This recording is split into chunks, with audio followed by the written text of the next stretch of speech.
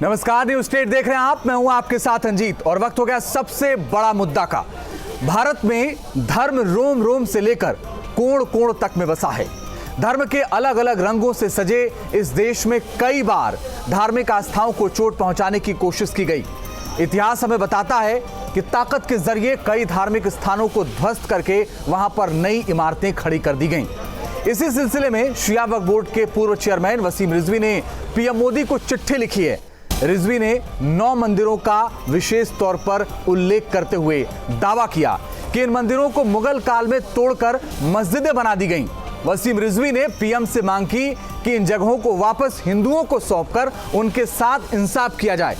वसीम रिजवी की इस मांग को जहां उलेमाओं ने 2 समुदायों के बीच नफरत बढ़ाने की साजिश बताया, तो वहीं बीजेपी ने कहा कि जो फैसला कोर्ट करेगा पार्टी उसे मान लेगी, मंजूर है।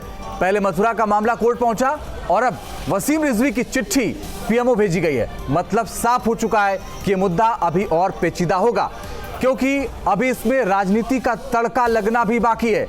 लेकिन देश में इस वक्त मंदिर मस्जिद के मुद्दे पर महाभारत छेड़ने की जरूरत क्या थी और ये किसकी जरूरत थी, आज इसी पर चर्चा करेंगे। लेकिन पहले आपको एक रिपोर्ट दिखाते हैं।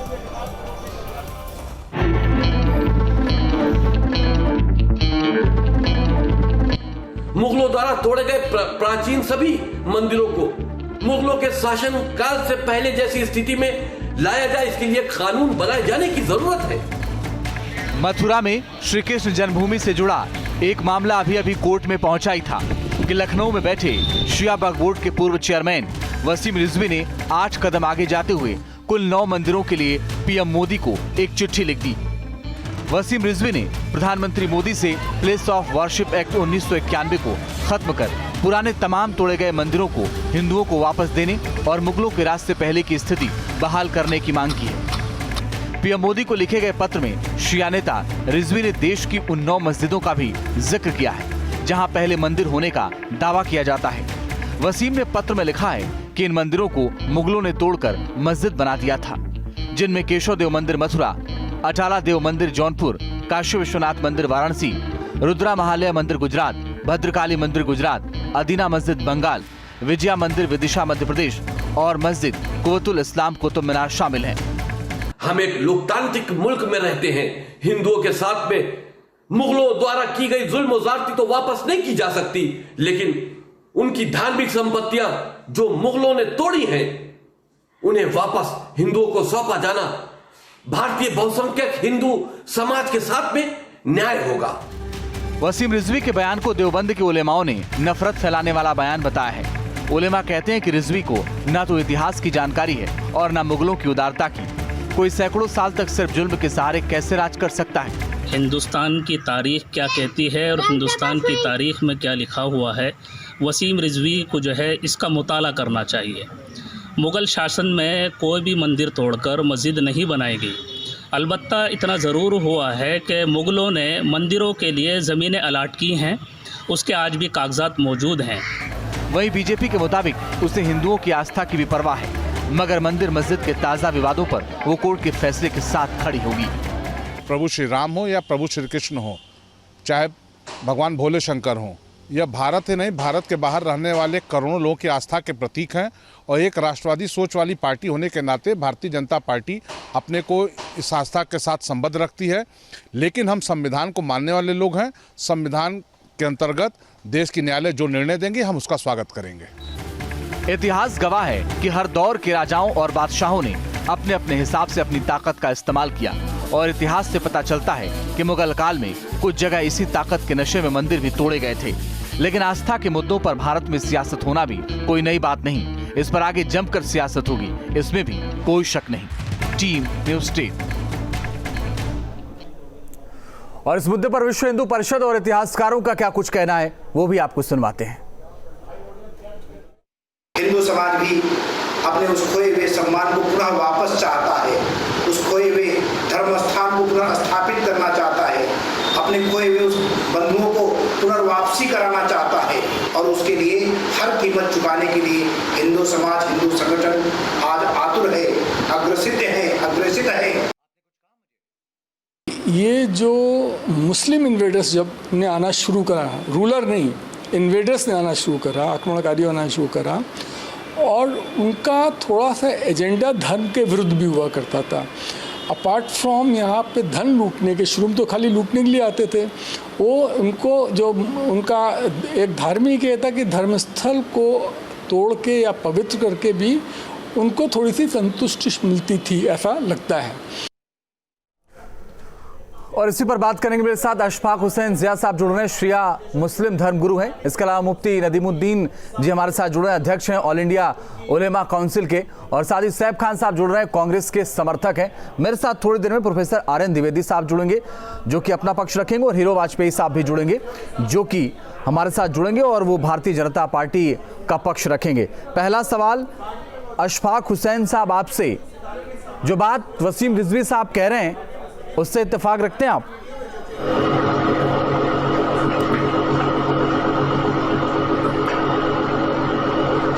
जी मैं बिल्कुल उनसे इत्तेफाक रखता हूं, और ये जो प्लेस ऑफ वर्शिप एक्ट 1991 है। हेलो, बोलिए बोलिए, आपको सब लोग सुन रहे हैं, बोलिए। हेलो बोलिए, आपको सुन पा रहे हैं सब लोग, बोलिए आप।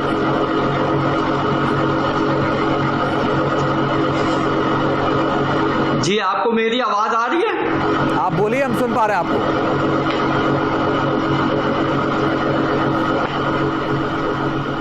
चले मुफ्ती नदीमुद्दीन साहब, मैं आपके पास आता हूं, तब तक आवाज में शायद थोड़ी दिक्कत है, वो ठीक हो जाएगी। नदीमुद्दीन साहब, वसीम रिजवी साहब जो बात कह रहे हैं वो क्यों कह रहे हैं? वसीम रिजवी का मानसिक संतुलन बिगड़ा हुआ है, वो भ्रष्टाचार के दलदल में है। वो अपने भ्रष्टाचार को मिटाने के लिए अनाप शनाप बकवास करते रहता। 800 साल तक मुगलों ने भारत में शासन किया है, एक मंदिर भी उन्होंने नहीं तोड़ा है।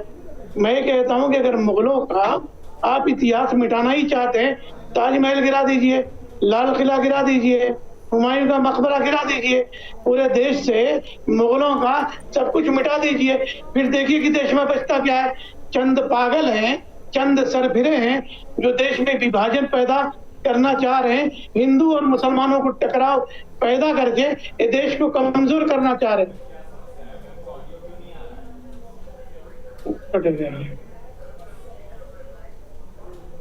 चले नदीमुद्दीन साहब, मैं आपके पास आता हूं। अशफाक साहब, आपको आवाज आने लगी?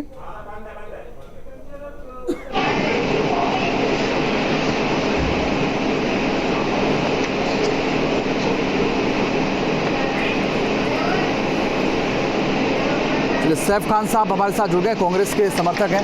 सैफ खान साहब, वसीम रिजवी के कहने के पीछे का तर्क क्या है?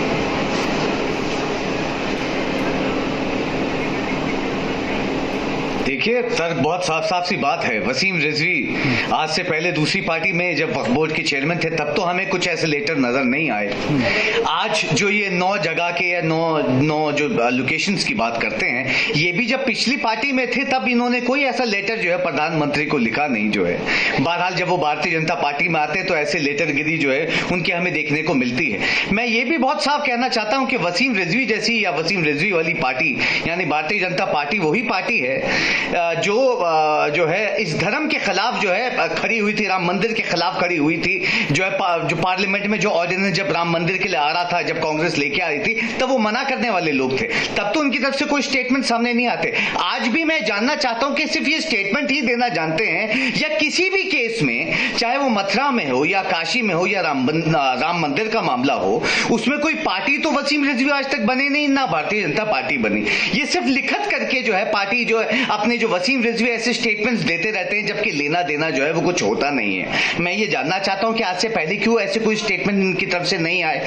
आज इनके स्टेटमेंट्स जो लगातार हम ये देखने में आते हैं तो हमारे देश में बड़ा ही कम्युनल वोलेंस जो है वो बढ़ जाता है। ये वही पार्टी है जो ब्रिटिशर्स के फॉलो करने में चलती है, डिवाइड एंड रूल की पॉलिसी करती है। मैं आज बताना चाहता हूं कि हमारे देश में लगातार कम्युनल वॉयलेंसेस अब जो है बढ़ती जा रही हैं। रिस्ट्रिक्शन नेम ऑफ रिलीजन जो है वो लगातार बढ़ता जा रहा है। हमारे देश में घटनाएं जो है धर्म के नाम पे जो है उससे घटनाएं और लोगों की मौत जो है वो लगातार बढ़ती जा रही है। तो हमारे देश में विभाजन करने का काम जो है ये ऐसे नेता तो है नहीं। वसीम रिजवी शिया वक्फ बोर्ड के चेयरमैन रहे और वसीम रिजवी कोई बात कह रहे हैं तो उसका थोड़ा तो सम्मान कर लीजिए, थोड़ी सी उनकी बात को तो समझिए।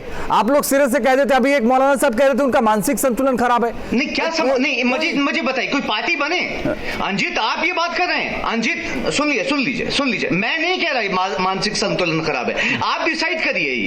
ये वसीम रिजवी जब पहले ही पार्टी में थे तब नहीं बोले। अंजित आपने सवाल किया है इसलिए मैं पूछना चाहूंगा आपसे पूछ रहा हूं स्पेशली जो है कि वसीम रिजवी जब दूसरी पार्टी में थे तब स्टेटमेंट नहीं आते हैं, ना कभी कोई पार्टी बनते हैं किसी धर्म वाले मामले में या किसी मंदिर के मामले में, सिवाय लिखित कागजात में जो है लेटर लिखने के सिवाय आज तक इन्होंने किया क्या है? इन्होंने मंदिर रुकवाने के लिए जो है पार्लियामेंट में तो एसएस भंडारी ना भारतीय जनता पार्टी ने जो है आवाज उठाते हैं, बाहर आके जो है हिंदू धर्म के लोगों को ये दिखाते हैं कि हम आपकी सपोर्ट कर रहे हैं। ये वही पार्टी है जो दिल्ली में जो है रामलीला मैदान में से भगवान राम का नाम हटा रही थी। ये वही पार्टी है जो गणेश भगवान जी को प्लास्टिक सर्जरी का एग्जाम्पल बोलती है। ये वही पार्टी है जो भगवान हनुमान जी को एक जो है एक विशेष धर्म के नाम के ऊपर बोलते हैं। इतनी सारी विषय जो है सामने आ रहे हैं। आपने अयोध्या में आज तक वसीम रिजवी से ये पूछा कि 180 मंदिर से ज्यादा गिरवाने का उत्तर प्रदेश का ऑर्डर आया हुआ है, उसके लिए कभी कुछ बोल दें? नहीं बोलेंगे, है कि नहीं? ये सब जो है कोर्ट के ऊपर जो है सब कोर्ट जो है संज्ञान ले रहा होता है और ये आके जो है उसके ऊपर जो है अपनी बैग दिखा रहे होते हैं कि हम इनके लिए कर रहे हैं। क्या कर रहे हैं आज तक वसीम रिजवी ने किया क्या है सिवाय लेटर लिखने के सिवाय? उनका हृदय परिवर्तन सवाल ये उठता है, वो कह रहे हैं हम सत्य का साथ देना चाहते हैं, देश को दिखाने में कि आज हालात जो है उत्तर प्रदेश के वो कह रहे हैं कि हम सत्य का साथ देना चाहते हैं। ये सत्य का साथ है तो साथ कोर्ट में देना, पार्टी बने अंजित जी, पार्टी बने, जाते क्यों नहीं? हम तो कहते हैं ताजमहल का नाम क्यों नहीं है इन 9 मंदिरों में? मैं कह रहा हूं 9 लिखना बुरा है क्या? चिट्ठी आज जो है भारतीय जनता पार्टी में आ रहे हैं या आ गए हैं तब जो चिट्ठियां सामने नजर आती हैं, नहीं अब पहले क्यों नहीं लिखी चिट्ठी अंजित? आज चिट्ठी क्यों लिखते हैं जब भारतीय जनता पार्टी में है? आज इसमें ताजमहल का नाम क्यों नहीं है? तो चिट्ठी किससे पूछ के लिखते हैं खान साहब? साल का कमा के देती है योगी जी को। मैं ये पूछ रहा हूँ चिट्ठी किससे पूछ के लिखते हैं? के लिए नहीं लिखा, किससे पूछ के लिखते चिट्ठी? किससे पूछ के लिखते? नहीं किससे पहले क्यों नहीं पूछ के लिखी साहब? नहीं पहले क्यों नहीं पूछ के लिखी? आज भारतीय जनता पार्टी में तो मतलब पहले जो नहीं किया वो आज भी नहीं कर सकते, जो आज नहीं कर सकते वो 4 साल बाद भी नहीं कर सकते। पार्टी बनते हैं, है कि नहीं? कोर्ट नहीं, मैं बताता हूं ये वही अंजित जी आपने पूछा था इसलिए मैंने जवाब दिया और मैं आपको ये बड़ा क्लियर कर दूं, जिसको आप सेव कर रहे हैं या बचाना चाह रहे हैं अंजित जी और आप कर रहे हैं, ये बड़ा आश्चर्य हो रहा है मुझे इस बात का जो है। जो पार्टी जाके पार्लियामेंट में राम मंदिर का ऑर्डिनेंस रुकवा रही है आप उनका साथ दे रहे हैं। मैं किसी को बचा नहीं रहा, मैं तो सिर्फ सवाल कर रहा हूं आपसे। अगर आपको सवाल में बचाव लगता है तो बताइए। मुझे बता, अगर मेरे सवाल में आपको लगता है मैं किसी को बचा रहा हूं। आपने जब उनको बचाया, सुनिए, आपने जब उनको सेव किया अंजित आपने जब उनको बचाया तब मैंने आपसे सवाल किया। ये मैंने कहा बचाया उनको? मैं तो सिर्फ सवाल पूछ रहा हूं। वही पक्षधर, वही भारतीय जनता पार्टी जो पार्लियामेंट में आके रोक रही है, आप उनका क्या आपने कहा कि जो है वो पत्र लिखना, क्या पहले क्यों नहीं पत्र लिखवा लिया? मैं आपसे पूछता हूं अंजित जी, मैं आपसे पूछता हूं सर, मैं आपसे ही पूछता हूं सैफ खान साहब, मुझे बताइए कि क्या पत्र लिखने के लिए किसी से पूछ के लिखना पड़ेगा? इसमें अगर ये सवाल बनता है या नहीं बनता है, या मैं सवाल भी आपसे पूछ के पूछूं कि भाई आप बता दीजिए सैफ खान साहब आपसे कौन सा सवाल मैं पूछूं और कौन सा ना पूछूं? मेरा तो सवाल है अंजित जी, अब वो भारतीय जनता पार्टी में आ गए, मैं जवाब दे रहा हूं, आप जी रुक जाइए। आपने पूछा जो है पत्र क्यों नहीं लिखा, पहले क्यों नहीं लिखा, इसका जवाब नहीं दिया, ये तो खैर वो ही देंगे। बहरहाल ये इसलिए हो रहा है क्योंकि हमारे देश में इलेक्शन जल्दी आ रहे हैं, उत्तर प्रदेश में भी कुछ ही वक्त इलेक्शन आ जाएंगे, तो ये लेटरगिरी जो है दिखाने के लिए कि हम सपोर्ट कर रहे हैं आपको, सामने ऐसे वसीम रिजवी जैसे जो लोग हैं वो सामने जो है पार्टी को दिखाते हैं कि हम आप कुछ जो है स्टेटमेंट दे रहे हैं, कुछ नहीं है इनका, ना आज तक किसी भी धर्म के लिए किसी के लिए भी कुछ किया है। ये वही पार्टी, मैं आपको एग्जांपल ले के बता चुका हूं। ठीक है, अब उन्होंने धर्म के लिए किया या नहीं किया है ये वही बता सकते हैं, और मैं कोशिश करूंगा कि एक दिन किसी प्रोग्राम में आप और वो साथ बैठे तो बहुत सारी चीजें क्लियर हो जाएंगी जो बात आप कह रहे हैं। नहीं किया है नहीं, मैं अंजित जी नहीं मुझे नहीं पता, नहीं किया, मुझे नहीं पता, चैलेंज करके कहता हूं। ओके ठीक है, क्योंकि मुझे नहीं पता, इसलिए मैं कुछ नहीं बोलूंगा इस पर। मैं कोशिश करूंगा कि आमने सामने हो जाएंगे वो दोनों। प्रोफेसर आर एन द्विवेदी भी हमारे साथ जुड़ गए, इतिहासकार हैं, और साथ ही हीरो वाजपेयी साहब मेरे साथ विंडो में दिख रहे हैं, प्रदेश प्रवक्ता भारतीय जनता पार्टी का। आप दोनों का बहुत स्वागत है। प्रोफेसर आर एन द्विवेदी, मैं आपसे ये समझना चाहता हूं सर, वसीम रिजवी ने जो बात कही जी, उसमें कितनी सत्यता आपको लगती है, क्या लगता है आपको? देखिए, ये जो बात कह रहे हैं ये अपनी मनगढ़ंत बात कह रहे हैं, और भारतीय जनता पार्टी के शासन काल में भगवान श्री राम के मंदिर के संकल्प की पूर्ति हुई है, और पूरे भारत की जनता को ये विश्वास है और भरोसा है, और सर्वोच्च न्यायालय पर भरोसा है, उच्च न्यायालय पर भरोसा है कि मुगलों ने जमीनें दी थी, और जो मुगलों ने ये मांग की है, ये वसीम रिजवी साहब ने ये मांग की है, और भारत की जनता ये चाह रही है कि भगवान श्री कृष्ण का मंदिर और भगवान शिव काशी विश्वनाथ का मंदिर भी मुक्त होना चाहिए, और इसके लिए समितियां बन चुकी हैं, हिंदू संगठन जागृत हो चुके हैं, और बहुत जल्दी इसके लिए न्यायालय के मार्ग को लोगों ने खोल दिया है, दरवाजा खटखटा दिया है, और भारत की जनता सजग हो करके अपने वो दोनों मंदिरों को, ये जो काले चिन्ह, भारत पे काला चिन्ह लगा हुआ है, प्रश्न चिन्ह, उस काले चिन्ह को हटाया जाएगा। मुझे एक बात बताइए, आनंद द्विवेदी साहब, मुझे एक बात बताइए कि अयोध्या के बाद तो बीएचपी ने कहा था कि भाई काशी और मथुरा, वसीम रिजवी ने लिस्ट पेश कर दी 9 की, तो आपको नहीं लगता कि ये लड़ाने का काम कर रहे हैं? ये तो किसी के एजेंडे में नहीं था 9 जो लिस्ट उन्होंने दे दी, प्राइम मिनिस्टर को इसमें चिट्ठी लिखी। देखिए, कोई किसी को लड़ाने का काम नहीं कर रहा। बीएचपी अकेले पूरे देश का ठेका नहीं लिए, देश हिंदुओं का है, हिंदू इस देश में रहते हैं, पूरे करोड़ों हिंदुओं की आस्था है भगवान श्री कृष्ण पर और भगवान विश्वनाथ पर, और हमारे देश का ये कलंक जो है मिटना चाहिए। मुगलों को शासकों ने जिस तरह से हमारे देश में, हमारे देश के प्रतिष्ठित विग्रहों पर, बोलिए सैफ खान साहब, बोलिए। आनंद द्विवेदी, सैफ खान है कांग्रेस। शर्म आनी चाहिए अंजी जी ऐसे स्टेटमेंट्स इनको देते हुए चैनल पे। मुझे बड़ा आश्चर्य होता है। देश सुनिए, देश हिंदू, इनको शर्म आनी चाहिए, इनको शर्म आनी चाहिए जो देश के हैं, मगर आप जैसे वक्ता और परवक्ता, देखिए सुनिए, शर्म आनी चाहिए। निश्चित हिंदू मुस्लिम भाई हैं, लेकिन किसी के घर को तोड़ करके, चुप रहो मौलाना, तुम चुप रहो, किसी देश के हिंदू के घर को तोड़ करके नया घर बनाने की इजाजत संविधान में किसी को नहीं है। तुम लोगों ने अपने समय में जिस प्रकार से इस देश के साथ गद्दारी करके इस देश के विग्रहों को खंडित किया है, उस कलंक को इस समय की आपने नहीं करवाई है। समय की जनता उसका मुंहतोड़ जवाब देगी। क्या बोलते हैं? झूठ। माननीय न्यायालय के माध्यम से कोई विवाद नहीं कर, क्या किया है आज तक आपने? बताइए कितने मंदिरों की स्थापना करवाई है? नहीं, बता दीजिए। 180 मंदिरों को तोड़ने के ऑर्डर उत्तर प्रदेश ने निकाल रखे हैं, वो भी अयोध्या में। रुकवाने वाले हैं आप? उत्तर प्रदेश में कोई मंदिर नहीं तोड़ा गया। दीजिए ना मेरी बात, सरकार को और जनता को इतनी जल्दी बौखलाहट और घबराहट अच्छी नहीं लगती। एक भी प्रमाण 180 मंदिर प्रदेश में, एक भी मंदिर तोड़ा गया, 180 मंदिर से ज्यादा तोड़ने की पेशकश है। शर्म तुमको आनी चाहिए मौलाना में। अरे मौलाना, तुमको शर्म आनी चाहिए। जिस देश में रह रहे हो, जिस देश की हवा खा रहे हो, कहाँ चले गए? इनसे सवाल कर रहा हूँ। प्रतीक सुनिए, मौलाना का वो बात नहीं। आप तो किसी मंदिर में पार्टी नहीं बने। अरे साहब, पार्टी बनने के लिए कोई पेशकश की है कोर्ट में आज तक भारतीय जनता पार्टी ने? मैं आपसे इनसे सवाल पूछता हूं, क्या कोई पेशकश की है आज तक आपने किसी भी मंदिर में? मथुरा से लेके, काशी से लेके, राम मंदिर से लेके। राम मंदिर तो वही जो आप रुकवा रहे थे पार्लियामेंट में खड़े हुए। एस भंडारी, भारतीय जनता पार्टी नहीं चाहते थे कि भगवान राम मंदिर बने। आपने तो पार्लियामेंट में किया है साहब। मैं तो बोल रहा हूँ, ऑफिशियल स्टेटमेंट है आपका। आज आप आके जो है ऐसे बयान सामने दिखाते हैं, हमें मत दिखाइए। हमें मालूम है कि आप वही आरएसएस वाली जो है सोच वाले लोग हैं जो सिर्फ डिवाइड एंड रूल। चलिए, मैं आता हूं आप दोनों के पास। प्रोफेसर आर एन द्विवेदी और सैफ खान साहब, मैं आपके पास आता हूं। हीरो वाजपेयी साहब भी मेरे साथ जुड़ गए हैं। हीरो वाजपेयी साहब, वसीम रिजवी ने जो चिट्ठी दी है उस पर मैं पूछना चाहता हूं आपका क्या स्टैंड है, और बाकी जो हमारे गेस्ट हैं सैफ खान साहब, उन्होंने कहा कि भारतीय जनता पार्टी में परोक्ष रूप से हैं और भारतीय जनता पार्टी की बात करते हैं। देखिए, ऐसा है कि हर व्यक्ति का अपना अभिव्यक्ति का अधिकार है, और वसीम रिजवी जी ने जो कहा है वो उनकी अपनी सोच है, अपनी समझ है और उस हिसाब से उन्होंने कहा है। इस देश में हर व्यक्ति को अपनी अभिव्यक्ति की आज़ादी है, उसके संवैधानिक अधिकार है, न्यायालय है और जो भी है भारतीय जनता पार्टी संविधान की मर्यादा रखना चाहती है। न्यायालय के जो निर्णय है उसकी मर्यादा भारतीय जनता पार्टी ने रखी है।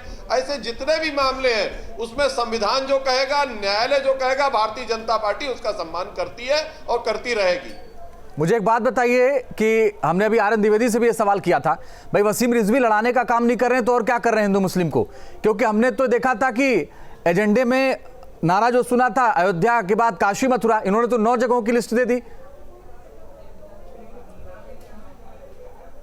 देखिए, अब इस इतिहास के इन पन्नों में उलझना ठीक नहीं। मुझे लगता है भारतीय जनता पार्टी इतिहास के इन पन्नों में कितने मंदिर थे, कितने आक्रांताओं ने गिराए, कहाँ मस्जिद बनाई, क्या है, इन सब चीजों पर भारतीय जनता पार्टी ना तो इन केसेज में पार्टी है और ना ही इसमें कोई विचार भारतीय जनता पार्टी अपना रखना चाहती है।